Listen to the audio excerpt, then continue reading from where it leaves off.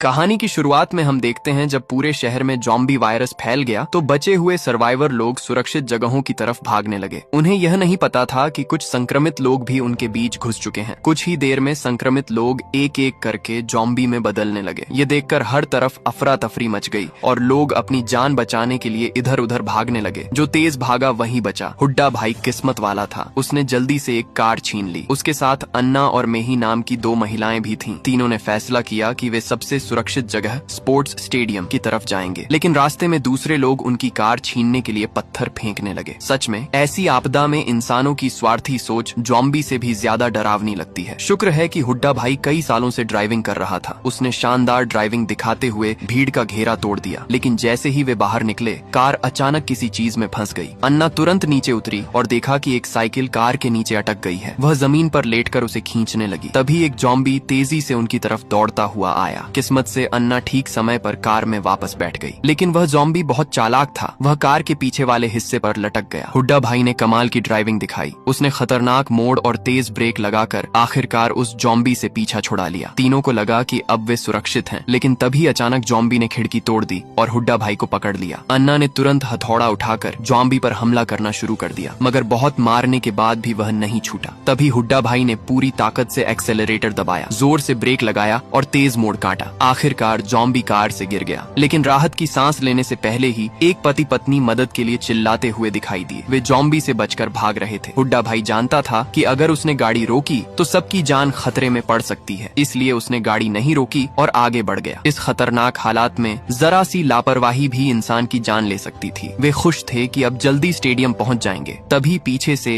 एक pickup truck आ गया। उसमें बैठे लोग उनकी कार का पेट्रोल लूटना चाहते थे। ट्रक बार बार उनकी कार को टक्कर मार रहा था। पहले तो हुड्डा भाई बचने की कोशिश करता रहा, लेकिन जब सामने वाले नहीं माने तो उसे भी गुस्सा आ गया। दोनों तरफ से भिड़ंत शुरू हो गई। आखिरकार दोनों गाड़ियां एक दीवार से टकरा गईं। सीट बेल्ट न लगाने की वजह से मेही बाहर जा गिरी और वहीं मर गई। टक्कर की आवाज सुनकर आसपास के सारे ज़ॉम्बी वहां आ गए। बचे हुए लोग भागकर पास के एक घर में घुस गए। दोनों ग्रुप ने मिलकर घर के अंदर खुद को बंद कर लिया। उन्होंने उन बदमाशों को भी अंदर आने दिया जिनसे अभी लड़ाई हुई थी। जल्द ही ज़ॉम्बी ने पूरे घर को घेर लिया। सभी लोग थक चुके थे। वे थोड़ी देर आराम करके आगे का प्लान सोचने लगे। उन्होंने सोचा था कि कुछ समय बाद ज़ॉम्बी चले जाएंगे, लेकिन वे बाहर ही डटे रहे। फिर सबने मिलकर एक प्लान बनाया। अन्ना ने खिड़की पीट पीट कर शोर मचाया ताकि सारे ज़ॉम्बी एक तरफ इकट्ठा हो जाएं। जैसे ही ज़ॉम्बी आवाज की तरफ गए, बाकी लोग साइड वाले दरवाजे से निकलकर उन पर पीछे से हमला करने लगे। सबको लगा था कि वे आसानी से जीत जाएंगे, लेकिन ज़ॉम्बी बहुत ताकतवर निकले। आखिरकार सबको हार कर फिर से घर के अंदर भागना पड़ा। अब हालात और खराब हो चुके थे। अगर जल्दी कुछ नहीं किया गया तो सब वहीं मर जाते। तभी सांग ब्याओ नाम के बदमाश ने एक घटिया प्लान बनाया। उसने कहा कि अन्ना को ज़ॉम्बी के सामने फेंक दो, ताकि जब ज़ॉम्बी उसे खाएंगे तब बाकी लोग भाग सकें। ये सुनते ही हुड्डा भाई भड़क गया। उसने साफ कहा कि अन्ना उसके साथ मौत से लड़कर यहाँ तक आई है, इसलिए वह उसे कभी भी ज़ॉम्बी के हवाले नहीं करेगा। इसी बहस के दौरान अन्ना ने देखा कि सांग ब्याओ के हाथ पर ज़ॉम्बी के काटने का निशान है। वह संक्रमित हो चुका था और जल्द ही ज़ॉम्बी बनने वाला था, लेकिन वह झूठ बोल रहा था कि उसका हाथ कांच से कट गया है। उसके दोस्त ने खुद देखा था कि उसे ज़ॉम्बी ने काटा था। गुस्से में उसने सांग ब्याओ को धक्का मार दिया। फिर बाकी लोगों ने भी उसे पीटना शुरू कर दिया। आखिरकार हुड्डा भाई ने उसे घर से बाहर फेंक दिया। बाहर मौजूद 2 ज़ॉम्बी तुरंत उस पर टूट पड़े। यह सब अर्जुन वाले ग्रुप ने भी देख लिया। दोनों ग्रुप ने मिलकर ज़ॉम्बी को मार डाला। अब सभी लोग साथ हो गए और स्टेडियम की तरफ निकल पड़े, लेकिन स्टेडियम पहुंचने के लिए उन्हें शहर के सबसे खतरनाक हिस्से से गुजरना था, जहां हर तरफ ज़ॉम्बी भरे हुए थे। इसलिए वे पहले एक खाली मिलिट्री बेस गए और वहां से ढेर सारे हथियार लेकर आए। जब वे शहर के बीच पहुंचे तो देखा कि चारों तरफ से सर्वाइवर लोग स्टेडियम की तरफ भाग रहे हैं। जितने ज्यादा लोग जमा होते जा रहे थे, उतने ही ज्यादा ज़ॉम्बी भी आ रहे थे। सबने हथियार निकालकर गोली चलानी शुरू कर दी। तभी उनकी टीम की एक महिला अचानक उल्टी करने लगी। तभी पता चला कि पिछली लड़ाई में उसे ज़ॉम्बी ने काट लिया था। सब उससे दूर हटने लगे, लेकिन अगले ही पल वह खुद ज़ॉम्बी बन गई और पास खड़ी एक औरत पर हमला कर दिया। अब हालात पूरी तरह बेकाबू हो चुके थे। हर तरफ ज़ॉम्बी ही ज़ॉम्बी थे। मुख्य लोग स्टेडियम की तरफ भागने लगे। स्टेडियम के बाहर भी भारी भीड़ थी। अंदर जाने के लिए उन्हें लड़ते हुए रास्ता बनाना पड़ा। इसी दौरान छोटा मोटा बाकी लोगों से अलग हो गया। वह जानता था कि अकेले इतने सारे ज़ॉम्बी से लड़ना नामुमकिन है, इसलिए वह बस भागता रहा। दूसरी तरफ बाकी लोग किसी तरह स्टेडियम के गेट तक पहुंच गए। हजारों ज़ॉम्बी उनके पीछे लगे हुए थे। सब गोली चलाते हुए अंदर घुसने की कोशिश कर रहे थे। तभी अचानक हुड्डा भाई की टांग जवाब दे गई। बाकी लोग उसे सहारा देकर अंदर ले जाने लगे। वह किसी पर बोझ नहीं बनना चाहता था, लेकिन ज़ॉम्बी बहुत करीब आ चुके थे। आखिर आखिरकार बचे हुए लोग स्टेडियम के अंदर पहुंच गए और उन्होंने लोहे का गेट बंद कर दिया। उधर छोटा मोटा लगातार भागते भागते